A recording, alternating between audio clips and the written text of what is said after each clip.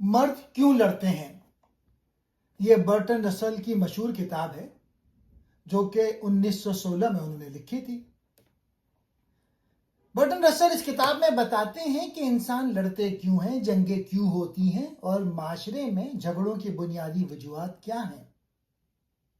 وہ کہتے ہیں کہ جنگ صرف ہتھیاروں سے نہیں ہوتی بلکہ انسانی سوچ، خواہشات اور معاشرتی نظام بھی اس کے پیچھے بڑا کردار ادا کرتے ہیں۔ انسانی فطرت اور طاقت کی کشمکش۔ مصنف کے مطابق انسان کے اندر دو بڑی قوتیں کام کرتی ہیں۔ پہلی ہے تخلیقی قوت، کچھ نیا اور اچھا بنانے کی خواہش۔ یہ انسان کو علم، فن، محبت، تعمیر اور بہتری کی طرف لے جاتی ہے۔ دوسری ہے طاقت اور تسلط کی خواہش، دوسروں پر کنٹرول کا جذبہ۔ یہ انسان کو مقابلے، جیت، غلبے اور کبھی کبھی جنگ کی طرف دھکیلتی ہے۔ کشمکش یہ ہے کہ ان دونوں قوتوں میں مسلسل جنگ جاری رہتی ہے۔ جب تخلیقی قوت غالب ہو تو انسان ترقی، امن اور خوشی پیدا کرتا ہے، لیکن جب طاقت اور کنٹرول کی خواہش غالب آ جائے تو ٹکراؤ، نفرت اور جنگ جنم لیتی ہے۔ جنگ کی اصل جڑ انسان کے اندر کی یہ طاقت کی ہوس ہے، اور امن کا راستہ اسی وقت نکلتا ہے جب انسان تخلیقی اور مثبت پہلو کو غالب کرے۔ خوف اور عدم تحفظ۔ برٹن رسل کے مطابق انسان اور قومیں اکثر جنگ یا جھگڑے اس لیے لڑتی ہیں کہ وہ خوف محسوس کرتی ہیں۔ خوف کہ کہیں دشمن ان پر حملہ نہ کر دے، کہیں طاقت نہ چھن جائے، یا کہیں ان کی آزادی اور مفادات خطرے میں نہ پڑ جائیں۔ خوف کس چیز کا ہوتا ہے؟ دشمن کے طاقتور ہونے کا خوف، اپنی حفاظت کے کمزور ہونے کا خوف، آنے والے خطرے کا تصور چاہے وہ حقیقت نہ بھی ہو، وسائل، زمین یا اختیار کھونے کا خوف۔ نتیجہ کیا نکلتا ہے؟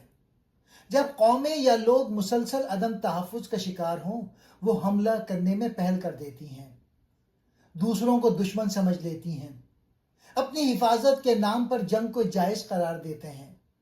یوں حقیقی یا خیالی خوف خود ایک بہت بڑا خطرہ بن جاتا ہے۔ جنگ کا زیادہ حصہ حقیقی خطرے سے نہیں بلکہ ذہنی خوف اور شک سے پیدا ہوتا ہے۔ ریاستیں اکثر عوام کے فائدے کے بجائے اپنی طاقت بڑھانے کی فکر کرتی ہیں۔ وہ تعلیم، پروپیگنڈا اور محب وطن کا بیانیہ استعمال کر کے جنگ کو ضروری بناتی ہیں۔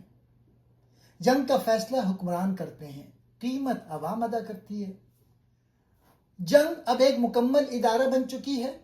فوج، اسلحہ سازی، بجٹ، قومی جذبات، میڈیا، یہ سب مل کر جنگ کو مسلسل زندہ رکھتے ہیں۔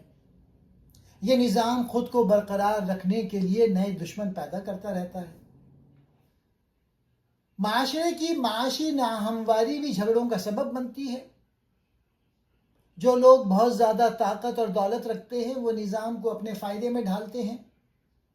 جو محروم رہ جاتے ہیں وہ نفرت اور بغاوت کی طرف مائل ہوتے ہیں۔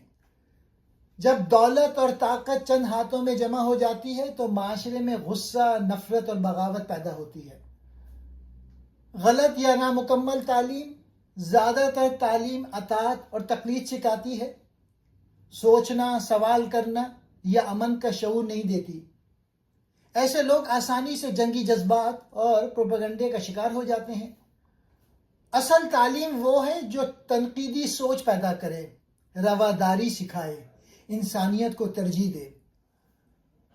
رسل مذہب پہ تنقید نہیں کرتا مگر مذہبی اداروں پر ضرور کرتا ہے۔ مصنف کے مطابق بہت سے مذہبی ادارے روحانی سکون دینے کے بجائے طاقت اور کنٹرول کی سیاست میں الجھ جاتے ہیں۔ ہم اور وہ کی تقسیم بڑھاتے ہیں اور بعض اوقات جنگی جذبات کو ہوا دیتے ہیں اور جنگ کو اخلاقی جواز فراہم کرتے ہیں۔ مصنف آخر میں اس کا حل بھی پیش کرتے ہیں، امن کا راستہ۔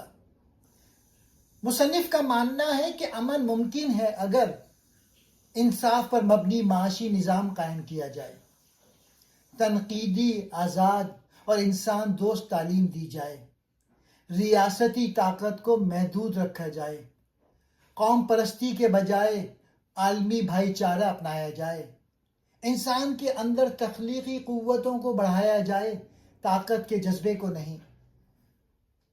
جنگ انسان کی کمزوریوں، لالچ، خوف، جہالت اور طاقت کی ہوس کا نتیجہ ہے۔ امن انسان کی خوبیوں، عقل، ہمدردی، انصاف اور تخلیق سے پیدا ہوتا ہے۔